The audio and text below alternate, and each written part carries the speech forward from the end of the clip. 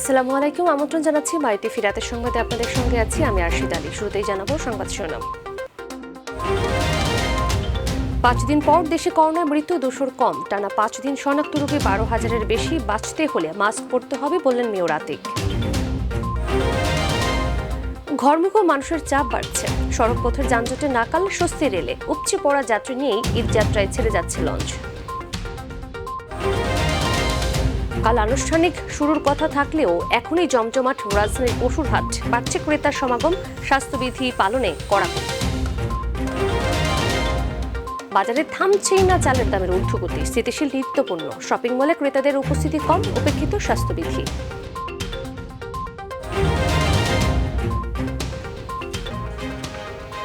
বলছিলাম সংবাদ শিরোনামগুলো, এবারে বিস্তারিত। শুরুতেই করোনা প্রসঙ্গ। টানা 5ম দিনের মতো 24 ঘন্টায় দেশে 12,000-এর বেশি করোনা রোগী শনাক্ত হয়েছে। তবে 5 দিন পর মৃত্যু নেমে এসেছে 200-রও নিচে। গত 24 ঘন্টায় আরও 187 জনের মৃত্যু হয়েছে আর শনাক্ত হয়েছে 12,148 জন। স্বাস্থ্য অধিদপ্তর জানিয়েছে, নতুন রোগীদের নিয়ে দেশে শনাক্ত রোগীর সংখ্যা দাঁড়ালো 10,83,922 জন আর মারা গেছেন 17,465 জন। কঠোর লকডাউনের মধ্যে 12 জুলাই দেশে প্রথমবারের মতো একদিনে 13,000-এরও বেশি নতুন রোগী ধরা পড়ে। সেদিন থেকে টানা 5 দিন হলো শনাক্ত রোগীর সংখ্যা 12,000-এরও বেশি। আর 11 জুলাই একদিনে রেকর্ড 230 জনের মৃত্যু হয়। সেদিন থেকে টানা 5 দিন দৈনিক মৃত্যু ছিল 200-রও বেশি। শুক্রবার তা কমল।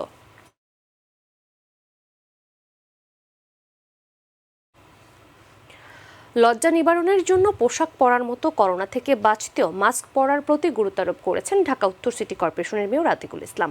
মাস্ক আমার সুরক্ষা সবার নামে একটি ক্যাম্পেইনের অনলাইনের উদ্বোধনী অনুষ্ঠানে তিনি এই কথা বলেন। এ সময় করোনার সংক্রমণ কমাতে হাটে না গিয়ে অনলাইনে পশু ক্রয়ের প্রতি আহ্বান জানান আতিকুল ইসলাম। এ সময় বিশেষ অতিথির বক্তব্যে আইসিটি প্রতিমন্ত্রী জুনাইদ আহমেদ পলক বিধিনিষেধ শিথিল করার প্রসঙ্গে বলেন, দেশ ও জাতির জন্য জীবন ও জীবিকা একসঙ্গে চালিয়ে নিতে বর্তমান সরকার সচেষ্ট। আমরা নিজেদের পরিবারকে এবং দেশকে সুরক্ষিত রেখে এগিয়ে যেতে পারি যদি আমরা সকলেই সঠিক পদ্ধতিতে মাস্কটা পরার অভ্যাসটা করি। যদি মাস্ক পরার অভ্যাস করি তাহলে আমরা জীবনকেও রক্ষা করতে পারবো, জীবিকাকেও রক্ষা করতে পারবো। আপনি আজকে কোরবানি দিতে যাচ্ছেন, আপনি কোরবানি দিতে যে কোরবানির পশু কোরবানি দিবেন, আপনি কিন্তু নিজেই কিন্তু কোরবানি হয়ে যাবেন। কিন্তু আপনি যদি মাস্ক না পরেন, নিশ্চয়তা করতে হবে বিক্রেতা যেন মাস্ক পরে, আর যে বিক্রি করবেন তাকেও নিশ্চয় দিতে হবে যে কিনবে সেও যেন মাস্ক পরে। এটি কোনো অন্যায় না, এটি হচ্ছে আমাদের দাবি, আমাদের বাঁচার দাবি। এবারে জানাবো ঈদ সামনে রেখে ঘরে ফেরার খবর। ঈদকে সামনে রেখে ঘরমুখো মানুষের চাপ বাড়তে শুরু করেছে রাজধানীর বাস টার্মিনালগুলোতে। বিভিন্ন স্থানে টিকিটের জন্য দীর্ঘক্ষণ লাইনেও দাঁড়াতে হচ্ছে যাত্রীদের। আবার মহাসড়কে দীর্ঘ যানজটে নাকাল যাত্রীরা। অন্যদিকে ট্রেনে অনেকটাই রয়েছে সুব্যবস্থা, তবে টিকিট যেন সোনার হরিণ। অনলাইনে দীর্ঘ চেষ্টা করেও অনেকেই পাচ্ছেন না টিকিট। আরও জানাচ্ছেন ডেনিজ রং। ঈদের বাকি আর মাত্র কদিন। কঠোর লকডাউনের পর বাস চালু হয়, এবার বাড়ি যেতে মরিয়া সবাই। তাই বাস টার্মিনালগুলোতে ভোর সকাল থেকেই যাত্রীদের ঘরে ফেরার মিছিল। তবে ভোগান্তি পিছু ছাড়ছে না যাত্রীদের। টিকিটের জন্য কেউ দীর্ঘক্ষণ দাঁড়াচ্ছেন লাইনে, আবার কেউ টিকিট পেয়েও বাসের জন্য গুনছেন অপেক্ষার প্রহর। গাড়ি ছিল 9টায়, তো এখনো 10:30 বাজে আসেনি।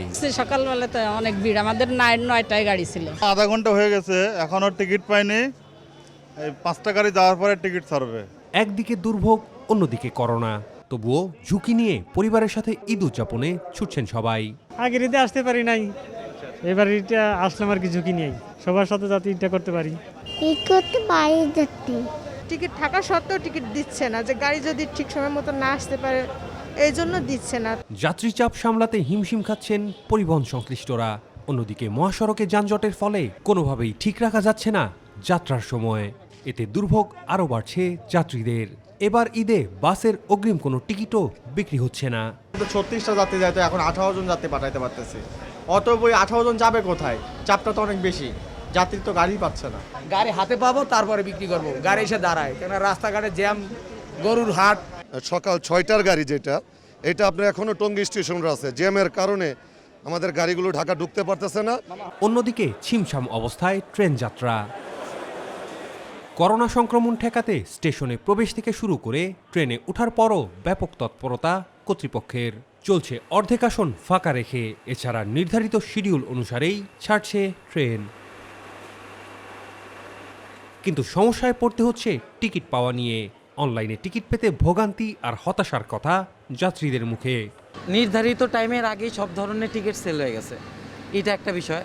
আর ওদের গভর্নমেন্টের সার্ভারগুলোতে খুব সমস্যা করে। আবার পেমেন্টের সিস্টেম, ওদের একটা জিনিস হচ্ছে আপনি টিকিট কাটার পরে আপনি যদি পেমেন্ট না করতে পারেন, কিছুক্ষণের মধ্যে 15 মিনিটের জন্য আপনি ব্লক খেয়ে যাবেন, বা 30 মিনিটসের জন্য আপনার অ্যাকাউন্টটা আপনি আর কোনো টিকিট কাটতে পারবেন না। বাড়ি যাইতে হবে, বাধ্যতামূলক এই জন্য যাচ্ছে। কিছুটা শিথিল হওয়ার কারণে আমরা প্রিয়জনের সাথে আনন্দে ভাগাভাগি করতে পারতেছি, এটাই অনেক। ট্রেনের টিকিট প্রাপ্তি সহজ হলে ঘরে ফেরা আরেকটু আনন্দদায়ক হতো বলে মনে করেন টিকিট না পাওয়া ঘরমুখ যাত্রীরা। ড্যানি রং, মাই টিভি, ঢাকা। ঈদুল আজহা উপলক্ষে ঢাকা টাঙ্গাইল বঙ্গবন্ধু সেতু মহাসড়কে ঘরমুখ যাত্রী ও যানবাহনের চাপ বেড়েছে। এতে করে পৌলি থেকে বঙ্গবন্ধু সেতু পূর্ব পর্যন্ত 17 কিলোমিটার এলাকা জুড়ে থেমে থেমে দীর্ঘ যানজটের সৃষ্টি হয়। এতে করে চালক ও ঘরমুখ যাত্রীদের চরম ভোগান্তি পোহাতে হচ্ছে। উত্তরাঞ্চলগামী যাত্রী বাস ও ঢাকামুখী গরুবাহী ট্রাকের চাপ রয়েছে মহাসড়কে। লকডাউন শিথিল করার দ্বিতীয় দিনে মহাসড়কে বিপুল সংখ্যক মানুষের চলাচল বেড়েছে। ঢাকা টাঙ্গাইল এবং ঢাকা ময়মনসিংহ মহাসড়ক হয়ে রাজধানীর সঙ্গে চলাচল করছে দূরপাল্লার বাস। জেলার অভ্যন্তরীণ পরিবহনও পুরোদমে চলাচল করছে।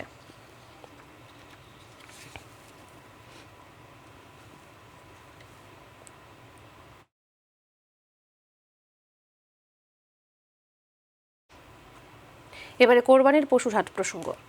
পবিত্র ঈদুল আজহা উপলক্ষে রাজধানীতে জমে উঠতে শুরু করেছে পশুর হাট। কাল থেকে শুরু হবে বেচা কেনা।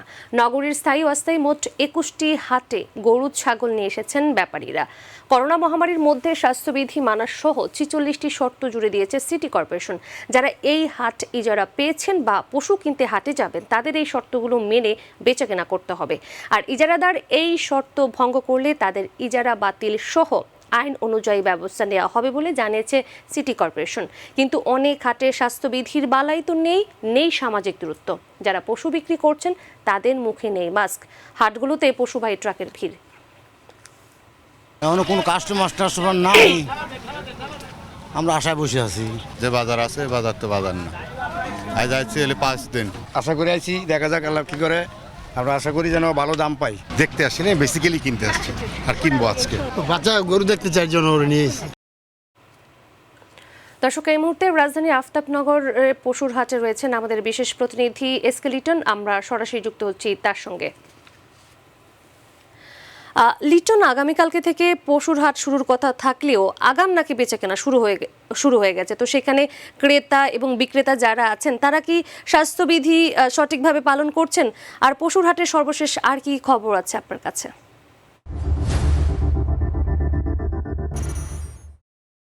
হাটের তাহলে স্বাস্থ্যবিধি মানার কোনো বালাই নেই, কেউই স্বাস্থ্যবিধি মানছে না, কেউ মাস্ক পরছে না। আসলে যার যার ইচ্ছা মতোই কিন্তু আফতাবনগর বাজারে যারা ক্রেতা তারা আসছে এবং বিক্রেতারা কিন্তু আছে, কিন্তু কেউই কিন্তু স্বাস্থ্যবিধি মানছে না। আর যেমনটি বলছেন যে সরকারি নিয়ম অনুযায়ী আগামীকাল থেকে কিন্তু পশুর হাটগুলো বসার কথা। তবে এই ক্ষেত্রে এই আফতাবনগর পশুর হাটে যে চিত্র দেখেছি, আজকে যেহেতু শুক্রবার, উপচে পড়া ভিড়।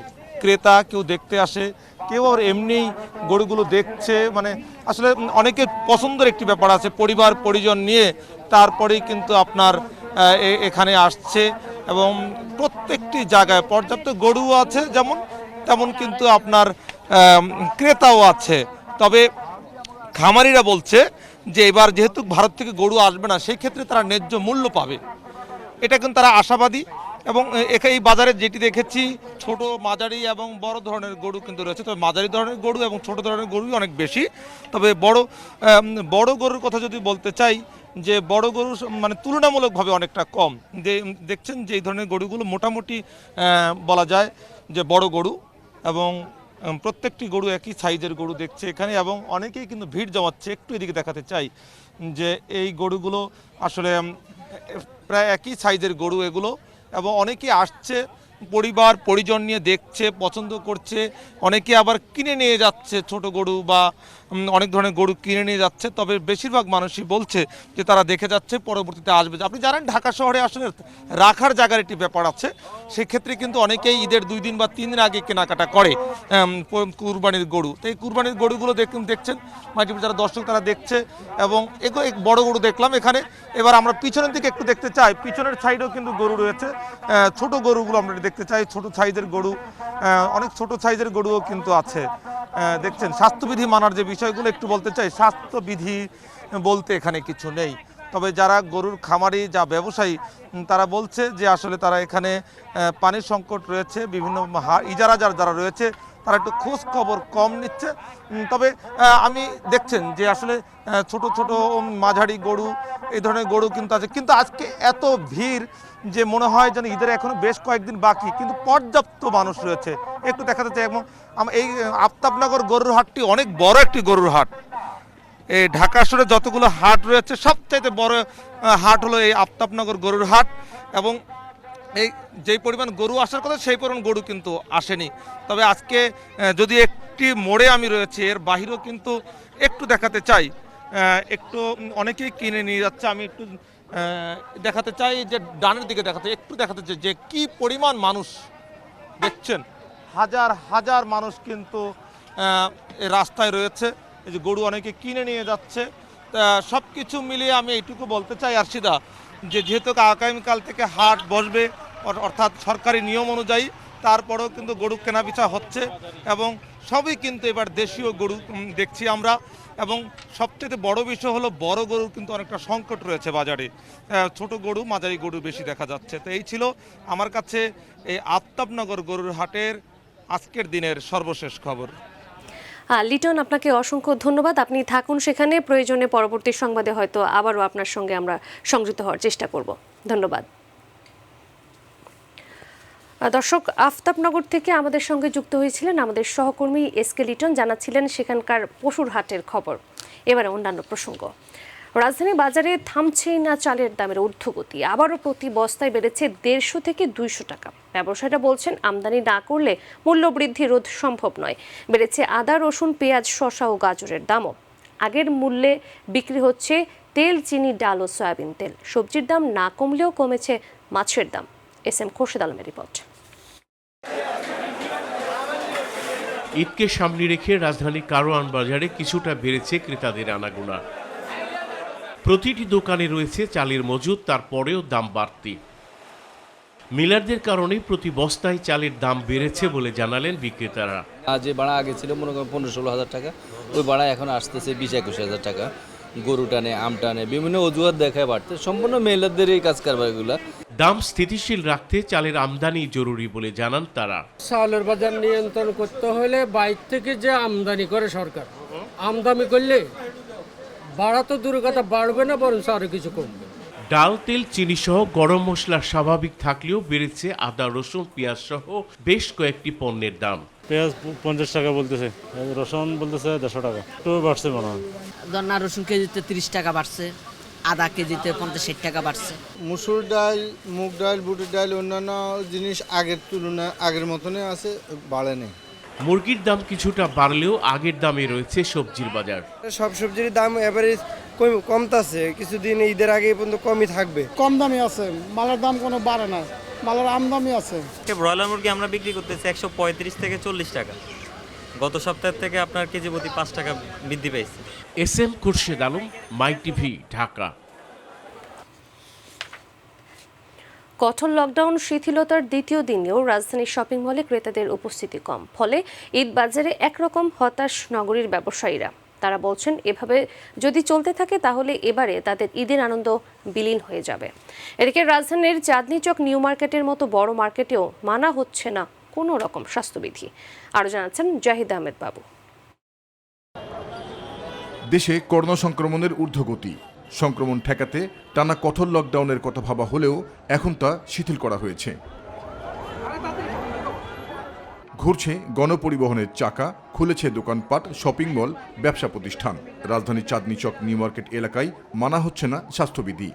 আপনি দেখতেছেন না আমার ডাকের সমস্যা, এই যে এই জায়গায় সমস্যা। মাত্র ভাই ছিঁড়ে গেল, এখনই ছিঁড়ে গেছে, ফালাই দিচ্ছে। মাস্ক নাই কেন? রোদের কারণে পরা হয় না, মাস্ক আছে পকেটে। বুক দিয়ে ঘাম পড়তে, চোখ দিয়ে পানি পড়তেছে, এই কারণে মাস্কটা পরি না। প্রচুর গরম তো, রোদ অনেক, ঘাম পড়তেছে, মাস্ক তো আছেই। এই যে আপনারা বাইরে দেখছেন মাস্ক লাগায় না, এই জন্য আপনারা দিতেছেন লকডাউন। লকডাউনে 2 সপ্তাহ নগরীর বিপণী বিধান বন্ধ থাকায় ঈদ বাজারের সাথে অনেকেই সেরে নিচ্ছেন আনুষঙ্গিক কেনাকাটা। মানে টুকিটাকি কেনাকাটা অলওয়েজই লেগে থাকে। তা এতদিন লকডাউন ছিল, লকডাউন খুলছে, যে কারণে আসে আর কি। যেটা আমাদের পারিবারিক প্রয়োজন সেটা করার জন্য, এটা কোনো ঈদ উপলক্ষে না। ঈদ উপলক্ষে নিব, ঈদ উপলক্ষে বাসায় অনেকেই আসে না, সবার জন্য টুকটাক নিতে আসছি। নগরীর বেশিরভাগ সুপার মার্কেটে ক্রেতাদের উপস্থিতি দেখা গেলেও শপিং মলে নেই ক্রেতা সাধারণের সর্ব উপস্থিতি। দোকান ভাড়া 27,000 টাকা, কর্মচারী বেতন আছে, প্রতি মাসে আমার 60-65 টাকা খরচা, আর দোকান তো আমার চলে না। আগে যেমন ছিল ওরকম তো আর হয় না, লকডাউনের জন্য তো সব সেল তো একদমই বন্ধ। দেখা গেছে লাস্টের 4-5 দিন সাধারণত মানুষ গরু এবং দেশে যাওয়া নিয়ে ব্যস্ত থাকে বেশিরভাগ, যার কারণে মার্কেটে চাপটা কম থাকে। গত বছরে পুষিয়ে নেওয়া গেলেও এবারকার লকডাউনে দোকান ভাড়া দিতেই হিমশিম খেতে হচ্ছে তাদের। কেনাকাটাটা মনে হচ্ছে না যে আসবে কাস্টমার, কারণ ওরকমভাবে কালকে খুলছে, ওরকমও পাচ্ছি না কাস্টমার। দোকান ভাড়াটা না দিতে পারি, সার্ভিস চার্জ না দিতে পারি, কিন্তু স্টাফদের তো তাদের একটা সংসার আছে। এই লকডাউনটা আমাদের হচ্ছে গলার কাটার মতো আটকে গেছে, না পারতেছি গিলতে, না পারতেছি বের করতে। জাহিদ আহমেদ বাবু, মাই টিভি, ঢাকা। আওয়ামী লীগের সাধারণ সম্পাদক ওবায়দুল কাদের বঙ্গবন্ধু কন্যা শেখ হাসিনার কারাবন্দী দিবসটি প্রকৃতপক্ষে গণতন্ত্রের কারাবন্দী দিবস এবং তার কারামুক্তি দিবস বাংলাদেশের রাজনৈতিক ইতিহাসে গণতন্ত্রের কারামুক্তি দিবস হিসেবেই পরিচিত লাভ করেছে। সকালে বঙ্গবন্ধু অ্যাভিনিউয়ে ঢাকা মহানগর দক্ষিণ আওয়ামী লীগের উদ্যোগে শেখ হাসিনার কারাবন্দী দিবস উপলক্ষে আলোচনার সভায় কথা বলেন। এদেশের রাজনীতির ইতিহাসে 1/11 একটি দুষ্ট ক্ষত উল্লেখ করে আওয়ামী লীগের সাধারণ সম্পাদক বলেন, এই ক্ষত তৈরি হয়েছে বিএনপির হটকারী এবং ক্ষমতার লোভী রাজনীতির কারণে। দেশরত্ন শেখ হাসিনাকে কারাবন্দী করার এই দিবসটি প্রকৃতপক্ষে গণতন্ত্রের কারাবন্দী দিবস, আর নেত্রীর কারামুক্তি দিবসটি বাংলাদেশের রাজনৈতিক ইতিহাসে গণতন্ত্রের কারামুক্তি দিবস হিসাবেই পরিচিতি লাভ করেছে। পরিকল্পনা প্রতিমন্ত্রী হিসেবে দায়িত্ব পেতে চলেছেন পরিকল্পনা কমিশনের সাধারণ অর্থনীতি বিভাগের সাবেক সদস্য ডক্টর শামসুল আলম। রোববার বঙ্গভবনে তার শপথ অনুষ্ঠিত হবে। বৃহস্পতিবার এ বিষয়ে মন্ত্রিপরিষদ বিভাগ থেকে প্রজ্ঞাপন জারি করা হয়। চুক্তিভিত্তিক নিয়োগের ভিত্তিতে দীর্ঘ 12 বছর তিনি সাধারণ অর্থনীতি বিভাগের সদস্য হিসেবে দায়িত্ব পালন করে আসছিলেন। গত 30 জুন তার চুক্তির মেয়াদ শেষ হয়। এবার টেকনোক্র্যাট হিসেবে মন্ত্রিসভায় যুক্ত হচ্ছেন তিনি। প্রিয় দর্শক, ধন্যবাদ সাথে থাকার জন্য। আমাদের পরবর্তী সংবাদ রাত 9টা 30 মিনিটে দেখার আমন্ত্রণ জানিয়ে বিদায় নিচ্ছি। আমি আরশিদা আলী। আল্লাহ হাফেজ।